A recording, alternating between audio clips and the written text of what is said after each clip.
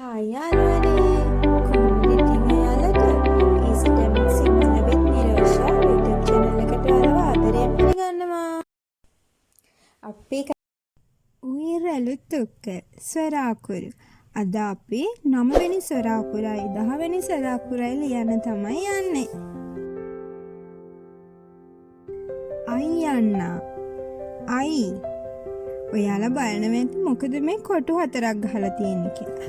අපි පුරුදු වෙන කාලේ අයි අකුර ලියනකොට අයි අකුරේ කෑලි හතර හරි සමානව ලියන්න පුරුදු වෙනවම අකුර හැඩේ හරියටම එනවා. ඒක නිසා තමයි ඔයාලට පෙන්නන්න මම කොටුවක් ඇඳලා කොටුව හතරට බෙදලා ඒකේ අයි අකුර ලියලා තියෙන්නේ. කෑලි හතර හරි සමානව එන්න ඕනි. ඔයාලට තේරුණාද?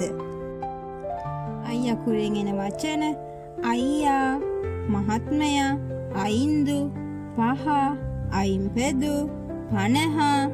තව මේ වගේ වල දන්න වචනත් කමෙන්ට් කරන්නකෝ. අපි 10 වෙනි ස්වර අකුර ඕනා. ඕනා. බලන්න ඔයාලට ලියන විදිහ පැහැදිලි නේද කියලා.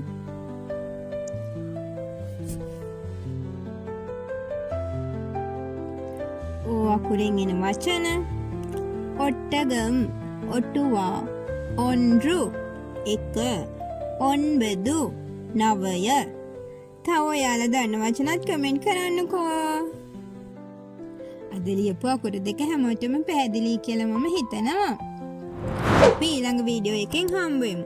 තව ඔයාලට මේ වගේ දැනගන්න ඕනි වෙනත් මාතෘකා තියෙනවා නම් ඒවත් කමෙන්ට් කරගෙන යන්න.